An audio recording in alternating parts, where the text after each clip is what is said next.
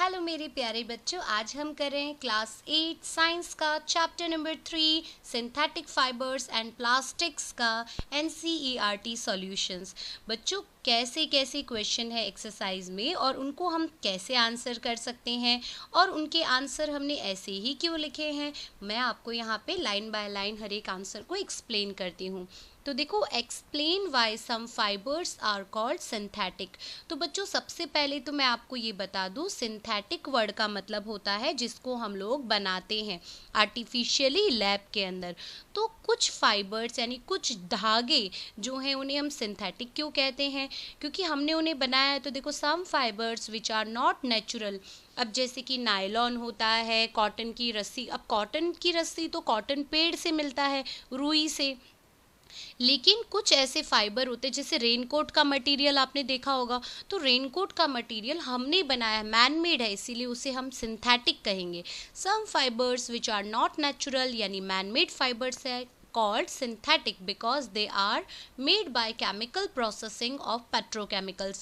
तो आपको याद रखना है कि हमने उन्हें पेट्रोकेमिकल्स की प्रोसेस करके, केमिकल प्रोसेस करके हमने उन्हें बनाया है। The synthetic fibers are made up of very large units called polymers। तो बच्चों, पॉली का मतलब होता है मैनी, मर्स का मतलब होता है यूनिट। तो छोटे छोटे छोटे छोटे केमिकल प्रोडक्ट्स को मिक्स करके जो हमने बनाया है, जिसे हम पॉलीमर कहते हैं, तो ये होते हैं हमारे synthetic fibres. Some synthetic fibres are rayon, nylon and acrylic. तो आपको ये भी याद रखना है। इसके बाद देखो, क्वेश्चन नंबर 2 है, mark right for the correct answer. तो टिक मार्क करना है। Rayon is different from synthetic fibres because rayon को हम अलग क्यों कहते हैं सिंथेटिक फाइबर्स से थोड़ा, क्योंकि it has a silk like appearance, it is obtained from wood pulp, it's fibres can also be woven like those of natural fibres. तो ये याद रखना है, रेयॉन हमें वुड पल्प से मिलता है इसीलिए। अब देखो यहाँ पर question number 3, fill in the blanks with appropriate word। तो synthetic fibres are also called, synthetic fibre जो हम बनाते हैं तो मैन मेड भी कह सकते हैं और आर्टिफिशियल फाइबर भी कह सकते हैं। ये आंसर यहाँ पे लिखा हुआ है। फिर देखो, synthetic fibres are synthesized from raw material called। तो हम कहाँ से इनको बनाते हैं, कौन से केमिकल्स का यूज़ करते हैं, तो अभी अभी हमने ऊपर देखा था पेट्रोकेमिकल्स का यूज़ करते हैं। Like synthetic fibres, plastic is also a polymer. बच्चों, प्लास्टिक जो होता है वो छोटी सी थैली लो या बहुत बड़ी थैली लो या बहुत बड़ा प्लास्टिक का कोई बर्तन ले लो, तो ये पॉलीमर है। पॉलीमर का मतलब होता है छोटे छोटे यूनिट्स को जोड़ के बड़ी सी चेन बनाना। तो जितनी बड़ी साइज़ उतने ज़्यादा पॉलीमर, जितनी छोटी साइज़ उतने कम पॉलीमर। तो प्लास्टिक भी एक क्या है, पॉलीमर है। अब देखो, नेक्स्ट क्वेश्चन की तरफ बढ़ते हैं। Question number 4, give examples which indicate that nylon fibres are very strong. तो नायलॉन फाइबर बहुत ही स्ट्रॉन्ग है, इसको प्रूव करने के लिए कुछ एग्जाम्पल्स दो। तो देखो, nylon is very strong fibre, that is why nylon is used for making parachutes, rock climbing ropes, fishing nets, seat belts etcetera. बच्चों, फिशिंग नेट्स यानी मछली पकड़ने के लिए जो जाली बनाई जाती है, अगर मछली पकड़ने के लिए जो जाली बनाई जाती है वो स्ट्रांग नहीं होगी तो मछली अपने दांतों से उसको कुतर के निकल जाएगी। रॉक क्लाइंबिंग यानी जो पहाड़ पे चढ़ते हैं, अगर उनकी रोप्स मजबूत नहीं होगी तो वो ऊपर से नीचे गिर जाएंगे। तो इसका मतलब नायलॉन बहुत ही स्ट्रॉन्ग फाइबर होता है। A nylon thread is elastic and light but actually stronger than a steel wire. तो ये आप याद रखिएगा, ये लाइफ के पर्पज से भी बहुत इंपॉर्टेंट है बच्चों, कि नायलॉन फाइबर जो होता है वो इलास्टिक भी होता है, हल्का भी होता है, लेकिन स्टील वायर से ज़्यादा स्ट्रॉन्ग होता है। इसीलिए कपड़े सुखाने के लिए हम लोग क्या करते हैं, नायलॉन का वायर बांधते हैं। अब देखो, question number 5, explain why plastic containers are favoured for storing food. भाई, प्लास्टिक के डब्बों के अंदर हम लोग लेते हैं ना, टपरवेयर लेते हैं, पता नहीं कौन कौन से डब्बे प्लास्टिक को हम लेते हैं, पसंद करते हैं। तो प्लास्टिक कंटेनर के अंदर हम स्टोर क्यों करते हैं फूड को, तो देखो ये है हमारा answer. Plastic containers are favoured for storing food for the following reason. Plastic containers are lightweight so they are easy to handle. अब लंच बॉक्स बॉक्स होते हैं, आप ढेर सारा नाश्ता भर भर के बैग के अंदर लेके जाते हो। अब अगर आप मेटल के डब्बे लोगे तो उसका वजन बढ़ जाएगा, तो लाइट वेट के कारण हम प्लास्टिक के कंटेनर यानी डब्बे पसंद करते हैं। The price of plastic containers is very less as compare to other containers. तो प्लास्टिक कंटेनर्स का जो प्राइस होता है वो दूसरों के कंपैरिजन में बहुत ही कम होता है। दे हैव गुड स्ट्रेंथ, और वो आसानी से मतलब उनके अंदर काफ़ी मजबूती भी होती है। प्लास्टिक कंटेनर्स आर ड्यूरेबल, और काफ़ी लंबे समय तक चलते हैं। अगर स्टील का डब्बा होगा और नीचे पटक दिया फ्रेंड ने, तो उसके ऊपर क्या हो जाएगा, उसके ऊपर गड्ढा पड़ जाएगा, घर जाके मम्मी पापा की पिटाई खानी पड़ेगी। फिर देखो next question, explain the difference between thermoplastic and thermosetting plastic. तो बच्चों थर्मो वर्ड का मतलब होता है हीट, तो जो हीट से बना हुआ प्लास्टिक है, और दूसरा जो थर्मोसेटिंग, हीट से क्या हो गया, एक बार सेट हो गया है, अब वो चेंज नहीं हो सकता। तो इन दोनों के बीच के डिफरेंस बताने, तो देखो इस साइड मैंने थर्मोप्लास्टिक लिख रखा है, इस साइड थर्मोसेटिंग लिख रखा है। तो देखो थर्मोप्लास्टिक कैसा होता है, प्लास्टिक विच गेट्स डीफॉर्म्ड, यानी अगर हम इसको क्या करेंगे, इसको हीट देंगे तो इसका शेप बदल जाएगा। जैसे आप प्लास्टिक का टिफ़िन बॉक्स है या प्लास्टिक का स्केल है, आप इसको कभी भी किसी भी आग के पास लेके जाओ तो ये पिघलने लगेगा। तो deformed easily on heating and can be bent easily are known as thermoplastics. तो जो प्लास्टिक्स गर्मी जब इनको हीट देते हैं तो ये इजीली इनका शेप चेंज हो जाए, वो थर्मोप्लास्टिक होते हैं। अब थर्मोसेटिंग देखो, plastics which when moulded once cannot be softened by heating, they are called thermosetting. ऐसे प्लास्टिक जिनको हमने एक बार बना दिया, अब आप चाहे कुछ भी कर लो, वो कभी भी उनका शेप चेंज नहीं होगा, तो वो थर्मोसेटिंग प्लास्टिक है। अब आप सोच रहे होंगे ऐसा कैसे मैम, तो बच्चों आप अपने घर पे जो कुकर यूज़ करती है मम्मी, उसको देखो, कुकर को हम 1 घंटे तक उसके अंदर आलू उबालते हैं, खिचड़ी बनाते, क्या क्या बनाते, लेकिन कुकर के हैंडल का प्लास्टिक कभी भी पिघलता नहीं है, उसका शेप भी बदलता नहीं है। लेकिन अगर आपके जो खिलौने हैं आप उनको आग के पास गैस के ऊपर रख दोगे तो आपके खिलौने पिघल जाएंगे। तो ये होता है दोनों प्लास्टिक के बीच का डिफरेंस। अब पॉलीइथीन, पीवीसी यानी का मतलब होता है पॉलीविनाइल क्लोराइड, जो पाइप होती है जिसमें हमारे वाइट कलर की पाइप होती है जिसमें पानी वगैरह आता है, पानी की pipe, are some of the example of thermoplastic. आप थैली को लेके जाओ गैस के ऊपर तो वो पूरी पिघलने लगेगी, टपक जाएगी। 2 examples are Bakelite and melamine. तो बच्चों ये बेकेलाइट और मेलामाइन, तो देखो हमारे घर में जो स्विच बोर्ड होते हैं वो भी अब किसके बने होते हैं, बेकेलाइट एंड मेलामाइन के, ताकि स्विच बोर्ड में अगर कभी आग भी लग जाए तो वो पिघले नहीं। फिर देखो थर्मोप्लास्टिक को देखो, these are use for manufacturing of toys, combs, comb मतलब कंगी, वेरियस टाइप्स ऑफ कंटेनर, यानी सस्ती चीज़ें थर्मोप्लास्टिक से बनती है। और वही जो थर्मोसेटिंग प्लास्टिक होते हैं वो बहुत महंगे होते हैं। देखो bakelite is use for making electrical switches. तो बच्चों ये क्वेश्चंस आपको बहुत ध्यान रखने होते हैं कि इलेक्ट्रिक स्विचेस बेकेलाइट के बने होते हैं। ये कॉम्पिटिटिव एग्जाम में क्वेश्चंस आते हैं, और ये सेम क्वेश्चंस आपके 12th स्टैंडर्ड में भी आते हैं केमिस्ट्री में। Handles of various utensils, etc. Melamine is used for making floor tiles, kitchenwares and fabrics which resist fire. तो जो फायर प्रूफ कपड़े होते हैं वो मेलामाइन के बने होते हैं। कुछ लोगों के घर में जो वुडन फ्लोरिंग आपको दिखती है वो एक्चुअली मेलामाइन मटेरियल की बनी होती है।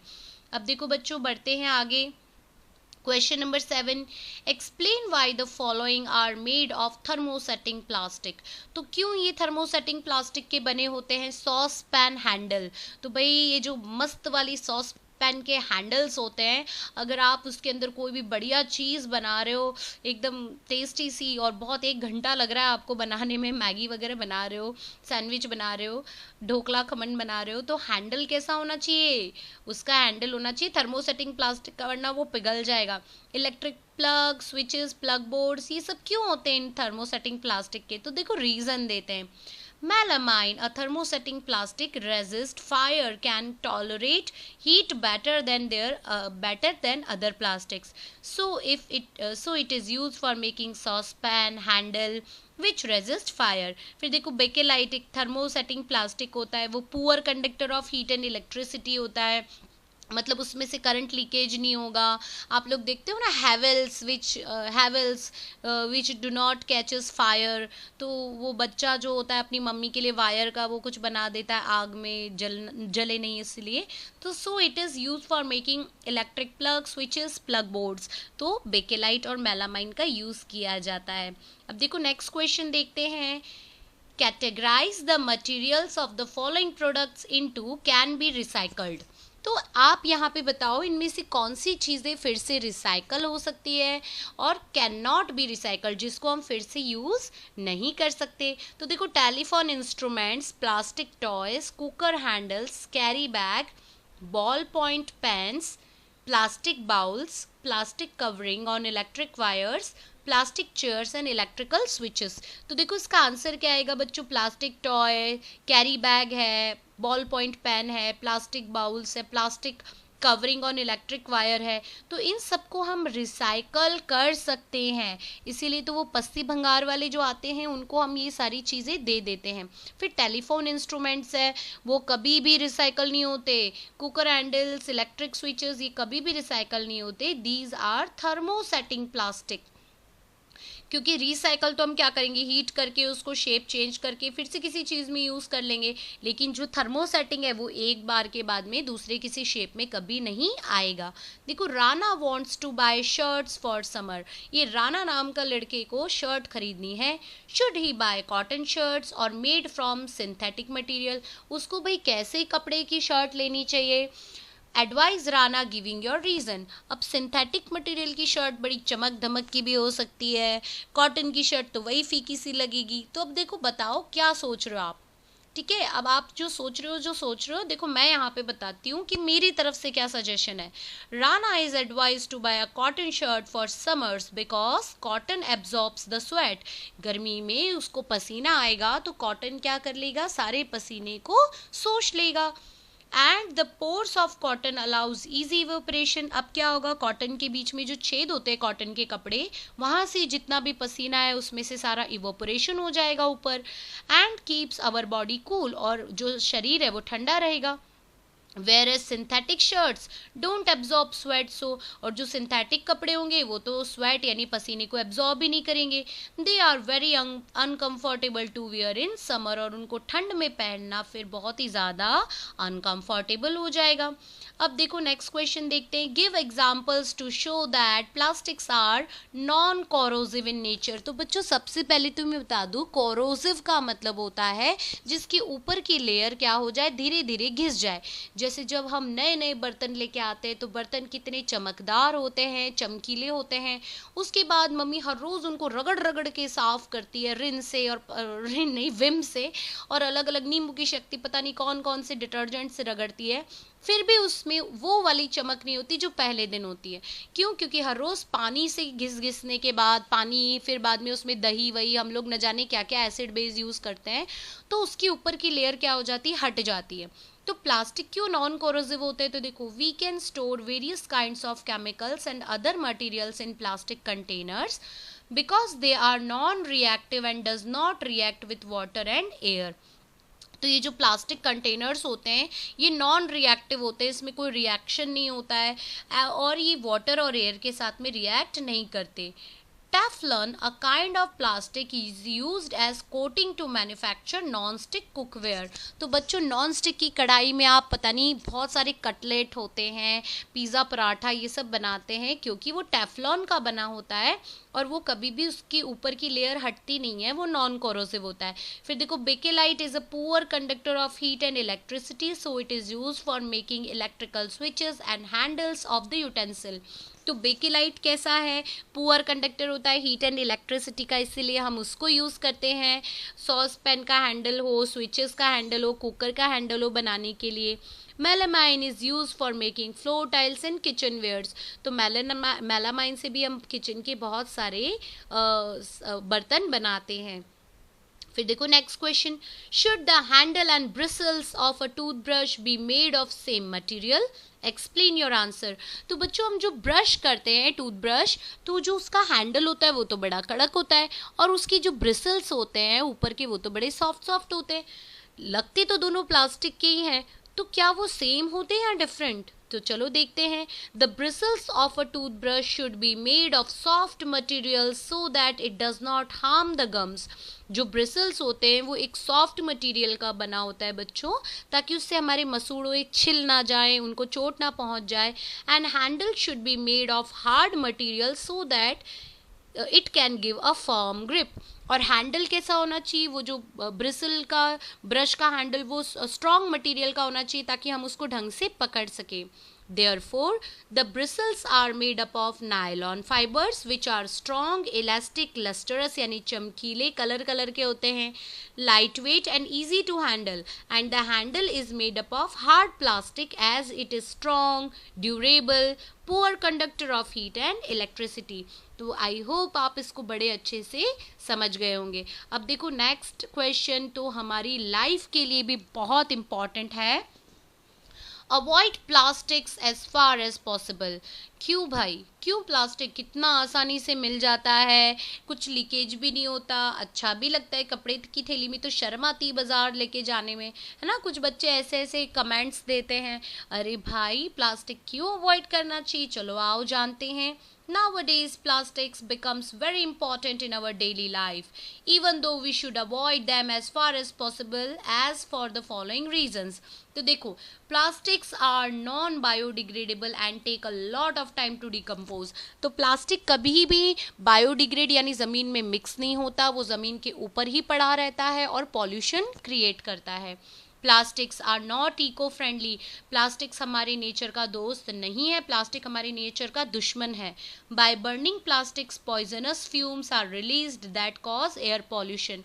और अगर हम प्लास्टिक को जलाते हैं तो उससे क्या होता है? एयर पॉल्यूशन होता है और उसके कारण हमारी अर्थ खराब होती है, पॉइजनस धुआं निकलता है उसमें से। Sometimes cows and other animals may eat plastics present in the garbage which may choke their respiratory system and even cause death.